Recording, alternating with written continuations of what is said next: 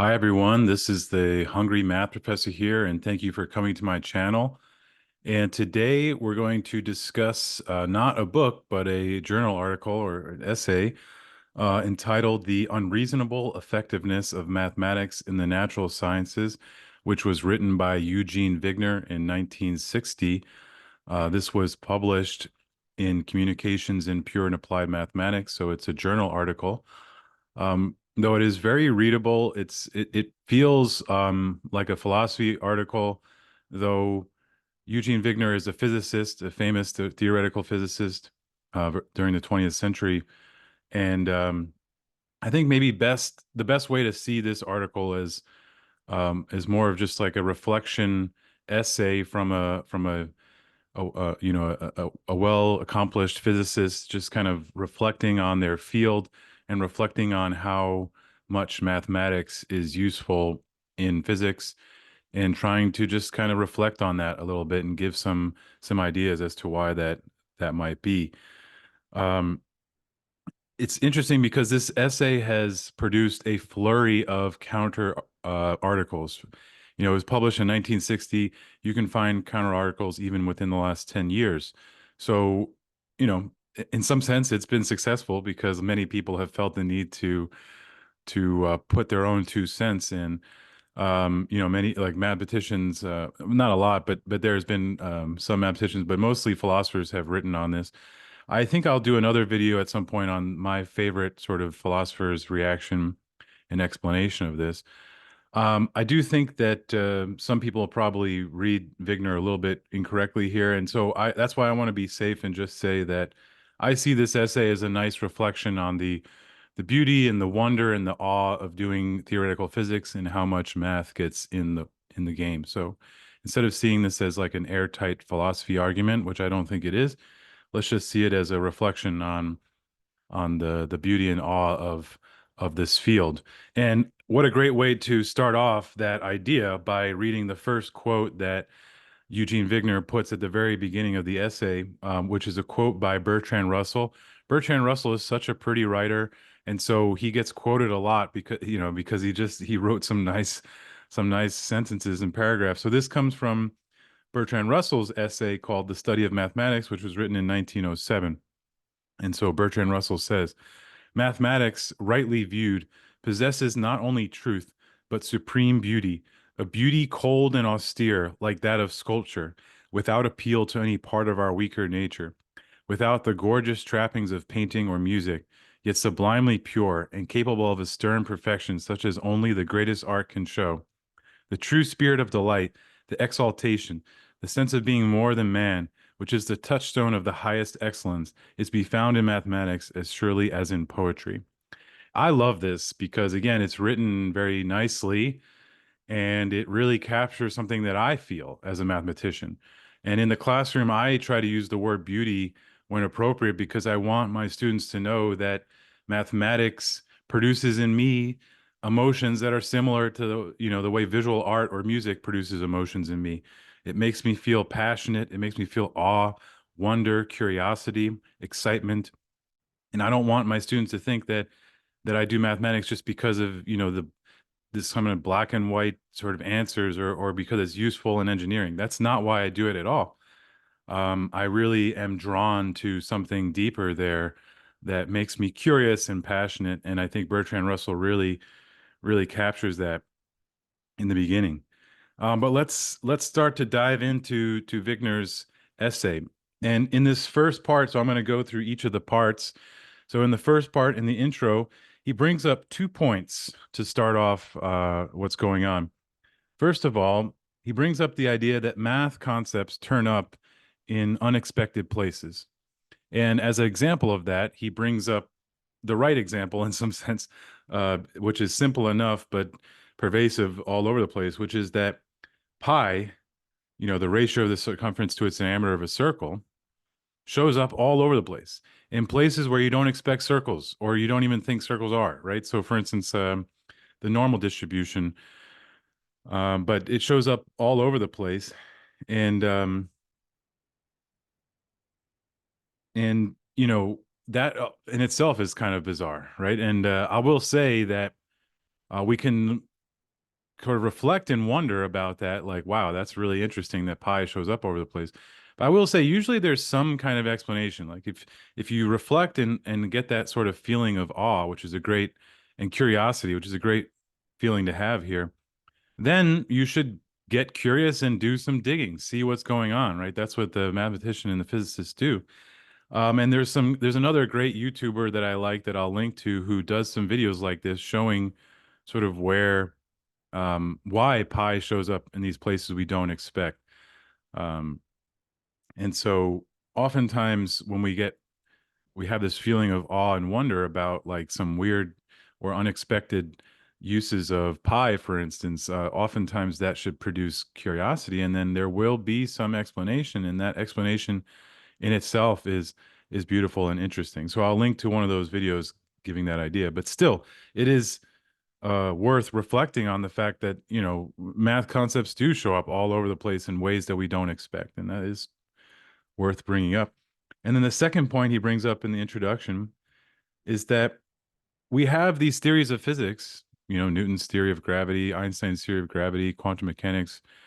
Um, we don't know that they're the unique theory explaining the data. In fact, there's good reason to believe that they aren't the unique data, the unique theory explaining the data. And that he brings this up, I think, as something as a theoretical physicist, he's arguing that you should have a little bit of reflection on that and appreciate what that means, because usually when you think of general relativity, you think of it as like the answer in some sense, but if it's not unique, that there's possibly some other mathematical formulation which would also fit the data fairly well, then that has to at least bring some humility. That's not to say that Einstein's theory of gravity is not a super successful theory or anything like that. It's just to say that there could be like a completely other way of explaining it. For instance, now we know we may not like string theory, as we may not think it's good physics, but I think it is, at least as I understand it, a mathematical formulation that fits the data that we have. It just doesn't seem to make, new predictions, but it's a good example of, a mathematical formulation that, as far as I understand, um, explains the data, a lot of the data that we have. Um, so, and even if we don't bring into string theory here, it's just, I think, a fact that these theories are not necessarily unique. Certainly, we wouldn't be able to show that they're unique.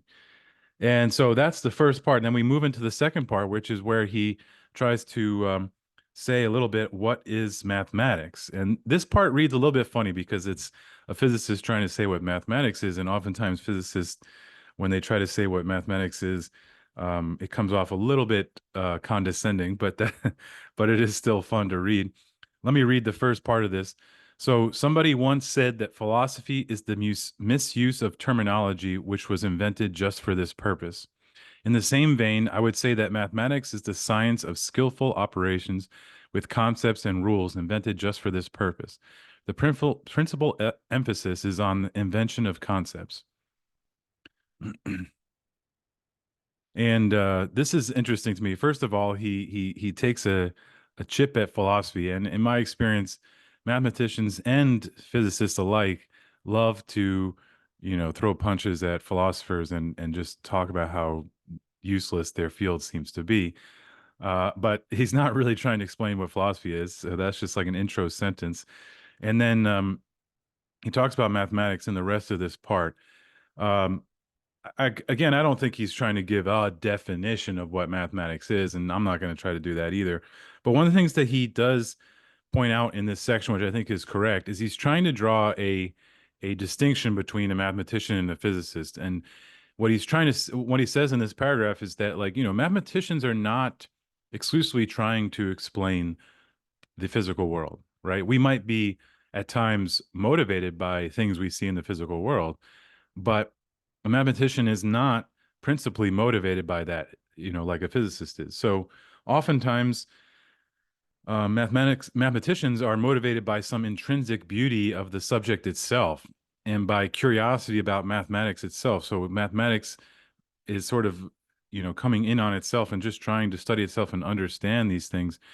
And here he's trying to point out that mathematicians come up with all these beautiful theorems by just the pure beauty of the equations themselves, and yet, and so they're not motivated by the physical world. And then that's part of the surprise that he's going to point out, which is that although the mathematician is coming up with these theorems and ideas sort of by some intrinsic motivated by some intrinsic beauty, then somehow their equations are useful in explaining the world around us, right? And this is, for now, I'll leave it as a question, though I think there is an answer to this sort of question, but let's keep it as a reflection for now.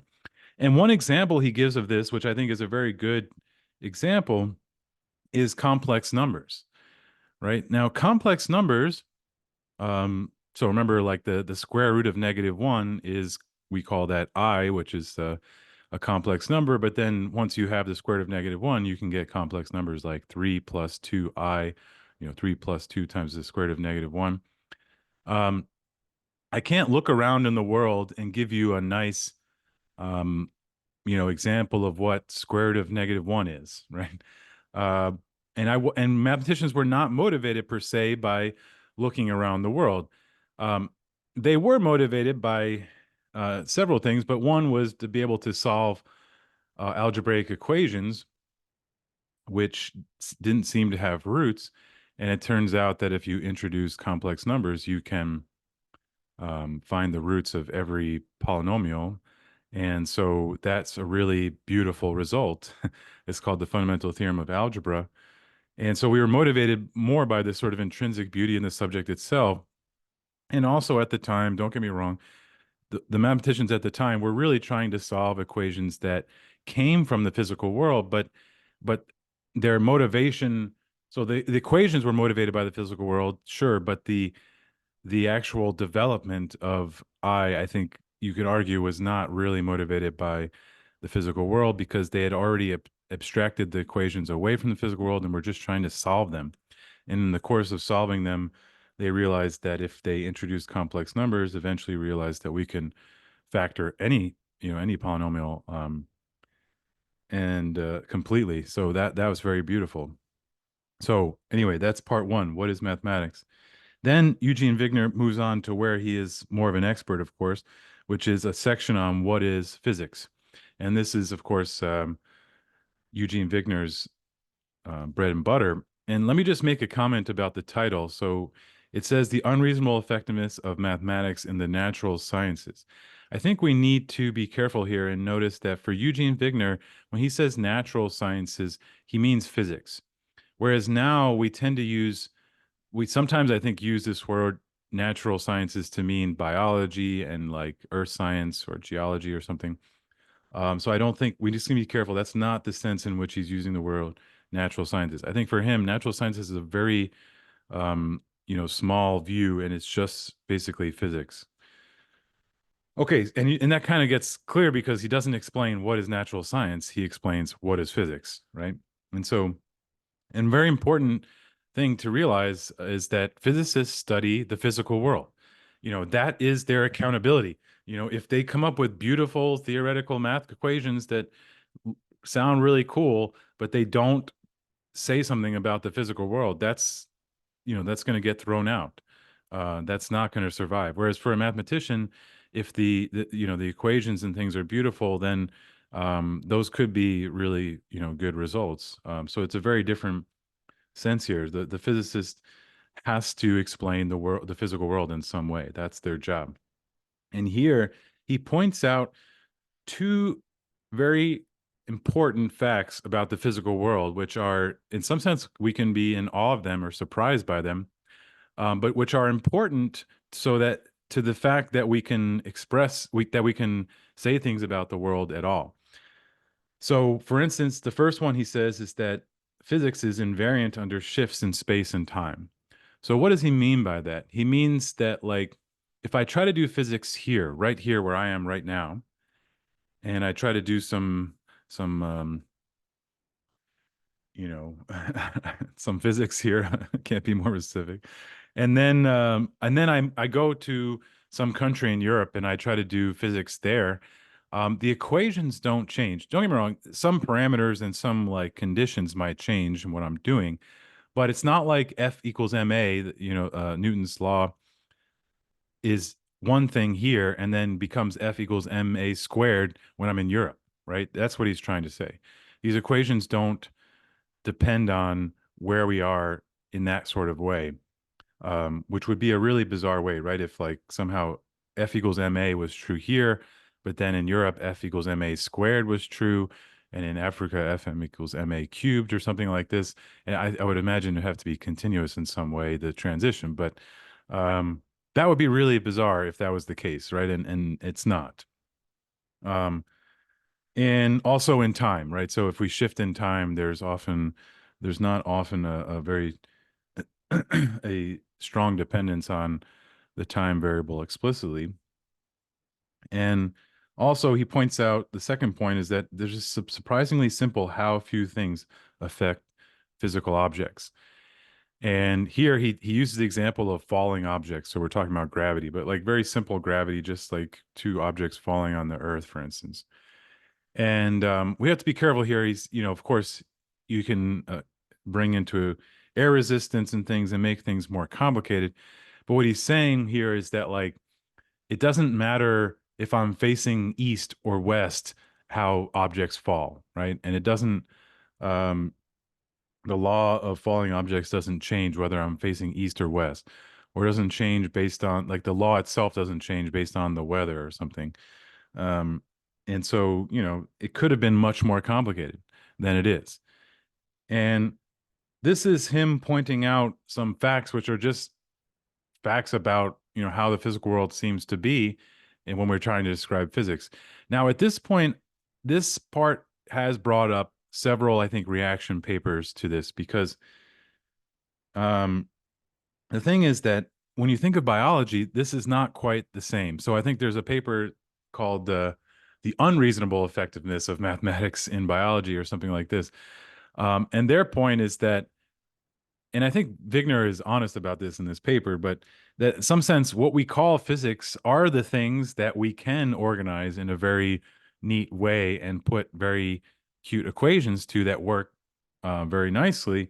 But when we go to study biology, it becomes increasingly more complex. Just the number of parameters and variables and things you have to think about becomes so complex that it's you don't expect to have like one equation like F equals ma to describe such a large um, host of phenomena in biology effectively, right? And so that's not to say that mathematics is not used in biology. It is, but I think if you talk to a math biologist, they will tell you that it's not the same as what you can do in physics. It's still useful.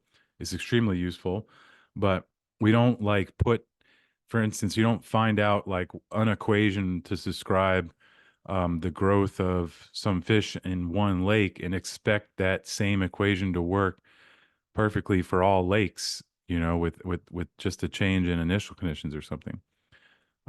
There are equations like this, but again, they're just nowhere near as stable or as accurate as like physics theories are. And so that's an important thing to think about here. But I think Eugene Wigner understands this, and he's going to try to take this on a little bit, though he doesn't talk about biology per se. But again, we just have to remember that Eugene Wigner is discussing physics here. And so at the end of this part, he says that the laws of nature can be used to predict future events only under exceptional circumstances when all the relevant determinants of the present state of the world are known. It is also in consonance with this that the construction of machines, the functioning of which he can foresee, constitutes the most spectacular accomplishment of the physicist.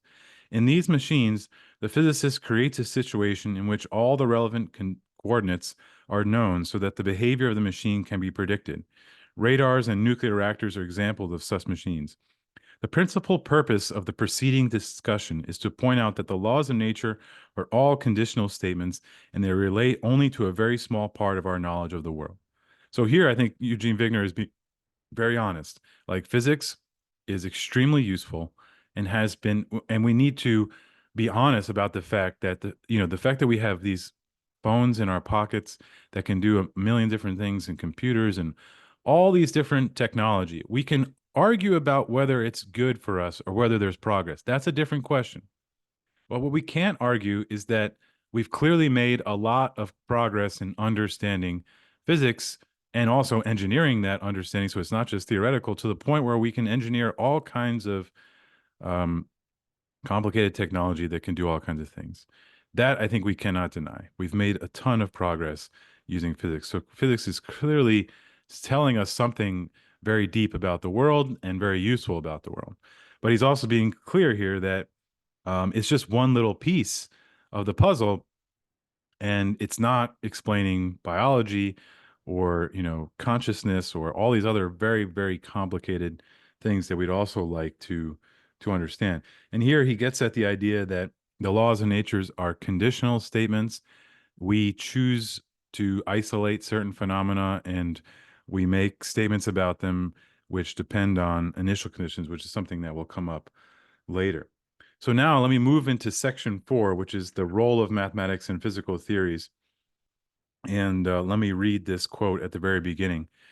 Naturally, we do use mathematics in everyday physics to evaluate the results of the laws of nature, to apply the conditional statements to the particular conditions which happen to prevail or happen to interest us. In order that this be possible, the laws of nature must already be formulated in mathematical language. And this brings up something I've talked about in another video, which is, there's some in philosophy in the nominalism camp who have tried to argue that we don't actually need math and science. Not every nominalist will say this, by the way, but some nominalists have tried to remove mathematics from science. This is something I talked about with Hartree Field. I think it's a very difficult thing to do. And certainly, whether or not you can remove math from science, which I'm doubtful of, it's certainly going to be a much more cumbersome. It seems like it's going to be much more cumbersome if you did. And certainly, mathematics is a useful language at the very least to be used um, in physical theories. And, I think something that gets pointed out in this section, which is an important piece to this puzzle, is that only a very small fraction of math gets used in physical theories. For instance, F equals ma is a differential equation if you formulate it in a particular context. But mathematicians, so that's one, differential equations that mathematicians study, but we'll also study all kinds of variations on that. F equals ma cubed and F equals m times the log of a, or, all these very nonlinear versions of that equation mathematicians also study. And some of those have applications, but I think you have to be honest, not all of them do. There's no way, right? There's just too many different equations for them all to have an application. I mean, again, the math that doesn't have an application now may have an application in the future, but I think it's very unlikely that every single version of F equals m times a function of a is going to get used somewhere. Um, and that's just a very small example. Einstein's theory of gravity tells us that the universe is a four-dimensional um, geometric object. Let's just leave it at that. But there's many different kinds of geometric objects that it could have been, and mathematicians study those objects, and they're not all expected to be useful necessarily to describe the physical world. So I think for me, this is one key to the question of the unreasonable effectiveness of mathematics and physics. Is partly just that is such a wealth of mathematics out there that in some sense it's not surprising that some of it fits the world. And again, it doesn't, to give away my opinion here, I don't think any of this physics equations fits the world perfectly. I think we're constantly going to be updating our equations, our theories to better fit the world. And, so for instance, I think that Einstein's theory of gravity will eventually be, updated and completely, changed. Again, that's not to say that Einstein's theory of gravity won't be true in the sense that it's true now. It will be. I suspect that it'll be very much like how Einstein's theory of gravity sort of encompasses Newton's theory of gravity, and Newton's theory of gravity is still, the best theory when it comes to most of the physical things that happen on the world that we're living in, where, small speeds or small gravitational fields, we still use Newton's theory of gravity. So my point is just that I don't see physics theories as telling us exactly how the world is. I see them as just an approximation. So if you see them as just approximation of how the world is, that becomes to me less surprising that out of all the mathematical theories there are, some of those mathematical theories happen to approximate the world. That actually doesn't seem all that surprising to me. I mean, it's beautiful, and I'm grateful that that's the case, because it is possible that it could have been otherwise. It could have been much more crazier, chaotic world, perhaps. Um, but I think there is at least some reasonable explanation there, maybe if not a full sort of philosophical account. And so Eugene Wigner points that out. And then let me just read this quote from the end of this section. The observation which comes closest to an explanation for the mathematical concepts cropping up in physics, which I know, is Einstein's statement that the only physical theories which we are willing to accept are the beautiful one. It stands to argue that the concepts of mathematics, which invite the exercise of so much wit, have the quality of beauty. However, Einstein's observation can at best explain properties of theories which we are willing to believe and has no reference to the intrinsic accuracy of the theory. We shall later, therefore, turn to this latter question. So here he brings up the idea that Einstein's idea that somehow, you know, we just are attracted to the beautiful theories, and that's why those are the ones that we wind up coming up with. I think there's some truth to this because, again, a physicist um, comes up with hypotheses and they're humans coming up with these hypotheses. It's not surprising that they pick the ones that are somehow beautiful in some sense. Beauty here, when we try to be more precise about what beauty means, we can be a little, it can get a little hairy. So I don't want to get too much into that. But I think Eugene Wigner is pointing out that there's something to this, but also he wants to say a little bit more. And so let's move into section 5, which is the success of physical theories truly surprising? And here he talks about Newton's law example. And so we have been bringing up Newton's law many times, but let me read this quote. So certainly the example of Newton's law, quoted over and over again, must be mentioned first as a monumental example of a law, formulated in terms which appear simple to the mathematician, which has proved accurate beyond all reasonable expectations. Let us just recapitulate our thesis on the example. First, the law, particularly since a second derivative appears in it. So he's talking about F equals ma. Acceleration is the second derivative of position. So particularly since a second derivative appears in it, is simple only to the mathematician, not to common sense or to non-mathematically minded freshmen. I like this. It's simple in the sense that like the equation is F equals ma, right? It's just like three symbols, and second derivative is not that complicated from a mathematician's point of view, right? But he's trying to say that like when you go to apply this equation in particular areas, it's not as simple as it sounds. Like you got to get initial conditions, you got to figure out what these parameters are. There's lots of things that go on. And second, it is a conditional law of very limited scope. It explains nothing about the Earth, which attracts Galileo's rocks, or about the circular form of the moon's orbit, or about the planets of the sun. The explanation of these initial conditions is left to the geologist and the astronomer, and they have a hard time with them. So here he's saying that he's trying to give a part of the answer to what's going on here as to why mathematics is so useful here. He's trying to say, in some sense, it's harder than it looks, actually. Like we put this nice, pretty equation, F equals ma, but what you don't see in that nice sort of packaging is that in order to use that in any particular situation, you need to know what the initial conditions are. And you don't give an explanation of the initial conditions. You just need to know what they are, and then the equation can predict from there. But, in some sense, he's trying to argue that that's just a nice way of sort of couching things, right? It's just like you can't explain the initial conditions, so you just pick some things you can explain and you use them to explain some other things. And again, this is very useful and it's probably the right way to do things, but it's important to bring that up because we're not explaining everything, right? And also, he points out that these initial conditions and also just estimating parameters and for physical things is extremely difficult, and people struggle with this. Um, so we need to be honest about what we're getting at, right? Um, he also brings up quantum mechanics example. Maybe I won't say too much about that since it's something that people generally are not super familiar with. But I'll read another quote from this section. It is true, on the other hand, that physics as we know it today would not be possible without a constant reoccurrence of miracles similar to the one of the helium atom, which is perhaps the most striking miracle that has occurred in the course of development of elementary quantum mechanics, but by far not the only one. And if we skip ahead, I propose to refer to the observation which these examples illustrate. So he gives several examples, one of them being Newton's laws, another one being quantum mechanics and some interesting things that happen there. I propose to refer to these observations which these examples illustrate as the empirical law of epistemology, together with the laws of invariance of physical theories. So again, that the physical laws are invariant in space and time. It is an indispensable foundation of these theories. Without the law of invariance, the physical theories could have been given no foundation of fact.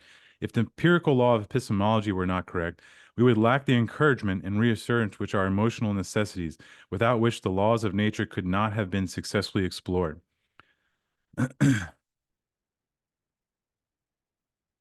And his point here is that like if the world wasn't somewhat regular, if mathematics could not be useful in describing the world around us, or if it was just like way more complicated than it was, then like maybe we wouldn't have tried to keep doing it. Right? Like if it was F equals MA here and then it like continuously evolved into F equals MA to the fifth in Europe, or it got even more complicated than that, like maybe we would have been discouraged from studying these things, right? So this empirical law of epistemology is this sort of this faith of the theoretical physicist that like the world can be described by physical laws, and so it's worth trying, right? And although they might be complicated, they're not going to be like completely chaotic, right? And again, I think this is where the biologists might want to come in and say, I keep picking on biologists. I want to be clear. I'm not saying that biology cannot be understood. I mean, we've made very many strides in understanding biology, so don't misunderstand me. I just think that it's a fundamentally different field and it's way more complicated. And also, like something like consciousness, trying to understand why we are conscious versus like not being conscious, some kind of like zombies that just kind of perform like robots. Why do we have this like feeling of what it is to be myself? Um, is a very difficult thing to explain, and it's nowhere near understood at the level of like quantum mechanics or something like that. So anyway, he's just talking about how in order to be a theoretical physics, you have to have this faith that there's something that can be said with some kind of regularity. It's not just pure chaos out there.